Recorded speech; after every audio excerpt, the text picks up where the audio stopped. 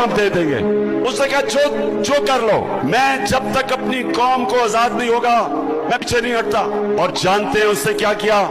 27 साल जेल में गुजार के जब वो आजाद होता है तो अपने दुश्मनों को माफ कर देता है, सबको माफ कर देता है, क्योंकि उसकी जिंदगी के 27 साल जाया हुए, लेकिन उसने अपनी कौम को खून से बचा लिया। उसने नफरतें खत्म करके कौम को इकट्ठा कर दिया। साउथ अफ्रीका ने तबाह हो जाना था अगर वो सिर्फ एक कहता कि जिन ये गोरों ने मेरे पे जुल्म किया था हम इनको अब नहीं छोड़ेंगे, इंतकाम लेंगे।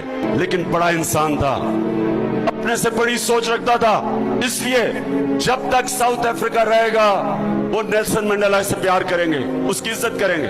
कायद आजम किसी को नहीं पता चलने दिया कि वो जिंदा नहीं रहेंगे ज्यादा देर, क्योंकि वो ये नहीं चाहते थे कि कोई रुकावट आ जाए, अगर दुश्मनों को पता चल जाए कि कायद आजम के पास ज्यादा देर नहीं